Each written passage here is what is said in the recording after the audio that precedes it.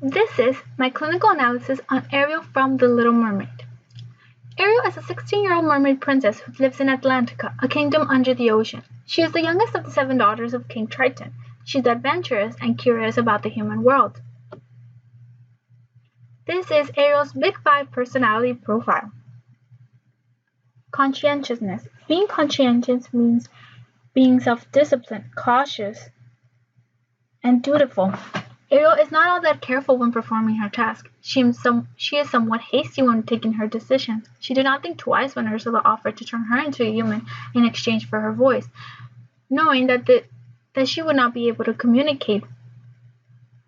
Extroversion. Being extrovert means being friendly, excitement-seeking, and cheerful. Ariel is a pretty extrovert person. She is outgoing, social, and full of energy, always ready for new adventures. Agreeableness. Being agreeable means having morality, being altruistic, having modesty, displaying sympathy.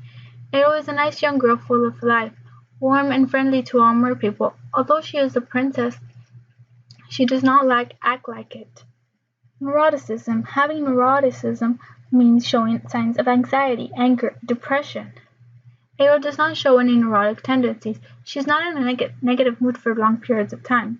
Most of the time she seems happy, except for the time when she seems unhappy with her life of being a mermaid and wants to become a human. But this does not show any depression signs. Openness to experience. Being open to new experiences means having imagination, being adventurous, being liberal. Ariel is definitely open to new experiences. She is not afraid to get close to humans, although her father has forbade it. She is not afraid to exchange her voice with the witch Ursula in order to become a human. This is the psychological disorder which I am diagnosing Ariel with. I am diagnosing this character with an obsessive-compulsive disorder known as dysophobia. This disorder is more commonly known as a hoarding disorder. It involves chronic difficulty of getting rid of personal belongings despite what little value or use they might have, as it is displayed in these images.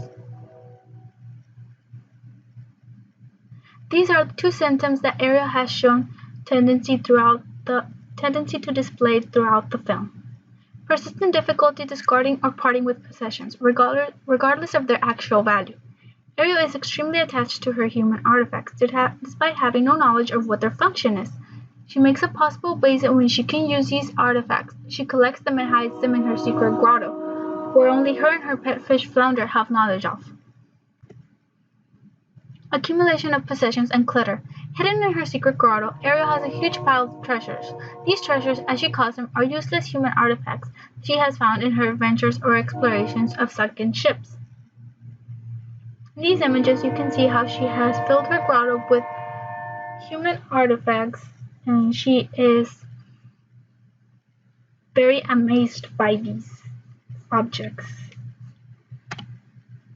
This is the missing symptom of Ariel's compulsive disorder. Although she seems to have all the symptoms, there is one that she does not present. Her hoarding disorder does not seem to cause distress or social impairment, because in the film she seems very sociable and interacts with other merpeople and fish. This is Ariel's possible treatment plan. Psychotherapy. I would suggest that Ariel could subject herself to psychotherapy. This would involve talking to a therapist or another mental health provider who has previously treated a hoarding disorder. This intervention to treat a hoarding disorder might help Ariel explore why she is compelled to hoard. She might learn to organize her possessions, and she can declutter her grotto. If I had to prescribe medications to treat the disorder, the only medication that I would recommend are antidepressants. These antidepressants are called serotonin reuptake inhibitors, which can increase the level of serotonin in the brain. I believe this treatment is appropriate because once Ariel accepts that she has a problem, she will be more able to talk about it and will want to find a solution to treat her disorder. The productive outcome of this treatment would be that Ariel could get rid of all the things that she doesn't need. She could give away or return them to where she found these items. I do not think there are any ethical concerns about this treatment.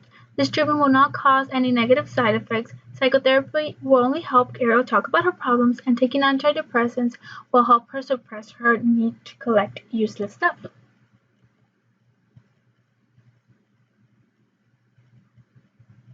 Psychological disorders in the film.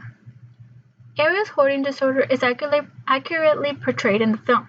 It shows clear proof that Ariel's symptoms of the persistent difficulty discarding with possessions and accumulation of clutter. It clearly shows how Ariel collects useless stuff and places them all in her grotto, and how she will not get rid of any of her treasures because she has become sentimentally attached to them. She is sentimentally attached to these artifacts because she is fascinated with the human world and wants to know more about it.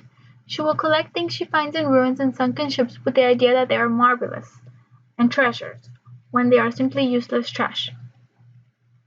The portrayal of the hoarding psychological disorder that is shown in the film influences the way people think about the psychological disorder in real life. Because based on the symptoms portrayed in the film, people will make assumptions and will want to auto-diagnose people based on the symptoms portrayed in these films. This was my presentation on Ariel's hoarding disorder. Thank you.